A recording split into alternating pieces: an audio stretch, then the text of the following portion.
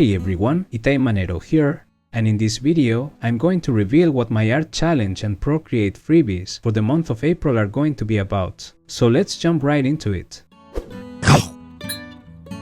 But first I want to say thank you to everyone who participated on last month's challenge. I had a blast seeing all your awesome submissions and the incredible and healthy sense of community you guys keep promoting by liking, sharing and commenting on other artists' submissions. You can search by the hashtag Manero challenge on Instagram and Twitter, but mostly on Instagram, to check all the incredible artworks and give their creators some love.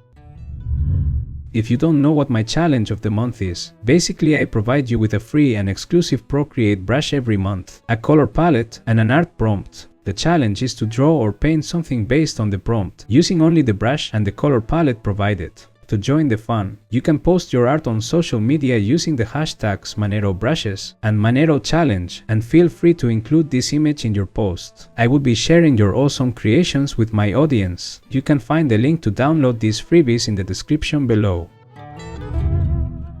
The prompt for April is your favorite fruit. I don't know how things are where you live, but here in the south of Spain, summer is approaching real fast. The days are getting warmer and warmer, so things like having a cold drink or eating something cold and refreshing is very appealing these days. Maybe that's why when I was thinking on what challenge I could do for this month, I thought on painting fruits. Whenever I think of fruit in the summer, I always picture watermelon, because it is my favorite fruit to have when it's hot, especially straight out of the fridge. So this is the fruit I'm painting this month. Of course, you can choose whatever fruit is your favorite and draw it or paint it however you like. In fact, feel absolutely free to use my provided color palette for this month's challenge, or any other color palette you like that may be more suiting for the fruit you've picked. The colors I chose are perfect for painting watermelon, but you could also get creative and use them to represent other fruits if you feel like it. One of the things I recall from my childhood is that watermelon in TV ads was always for some reason represented with some kind of water explosion or things like that. I guess it really transmitted the refreshing appeal of watermelon. So I decided to make my painting like an explosion of watermelon pieces, with a big splash of water behind. I used this month's free brush in a small size to do the whole sketch. This way I could define my composition before painting. Once I had that, it was just a matter of lowering the opacity of the sketch and painting the different shapes using the sketch as a reference.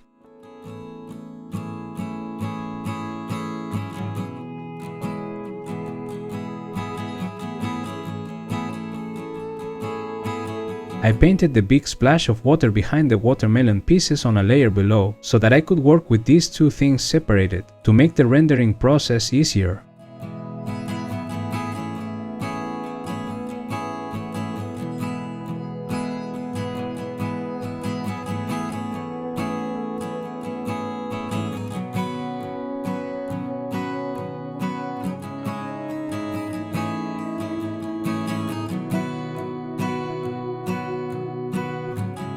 With alpha lock activated in the watermelon layer and using the selection tool to isolate one piece at a time, I started painting the different shades of the pulp, starting from red in the white base, then a more pinkish color in the middle, and then a salmon color at the tip.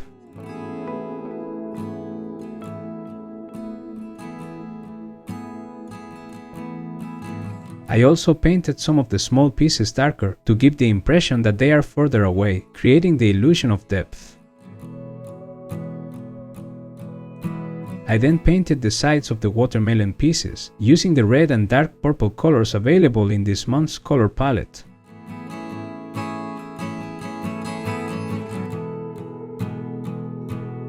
Using the pink and white colors, I was able to paint the rind areas at the bottom, and it was very easy to also paint the transition to the characteristic green of the skin.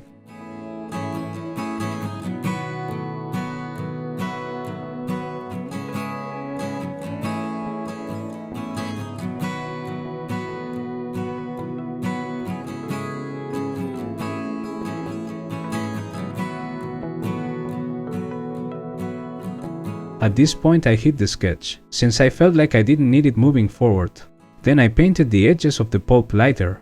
This is a little trick to make any blocky object look more tridimensional.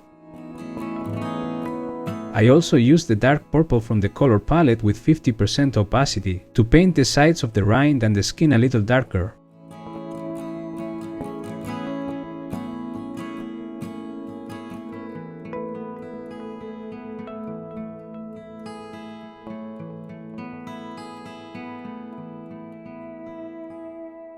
I continued rendering the smaller pieces of watermelon as well.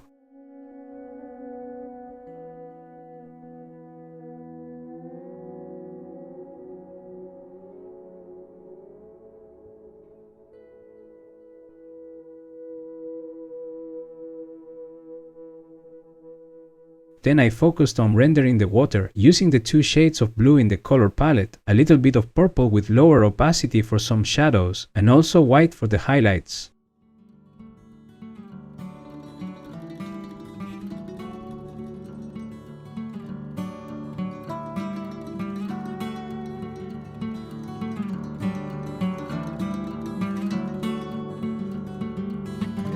Now I was going to add the black seeds to the main pieces, but before that I wanted to see how this illustration would look if the watermelon pieces had faces, arms and legs.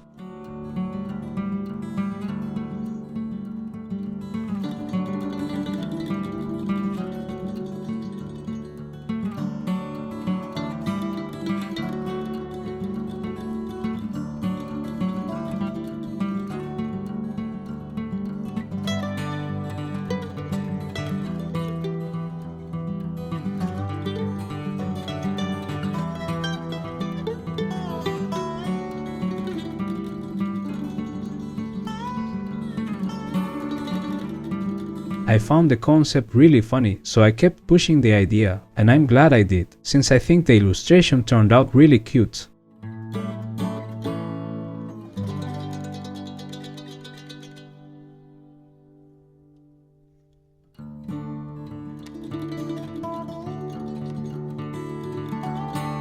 I had a lot of fun exploring the different expressions and poses for each piece of watermelon. Feel free to do this with your fruit illustrations as well if you like.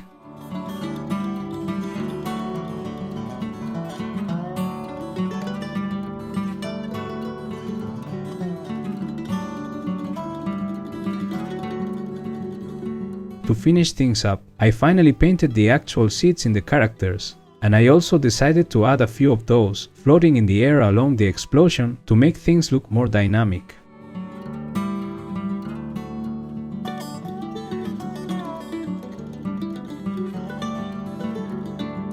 And this is the final result.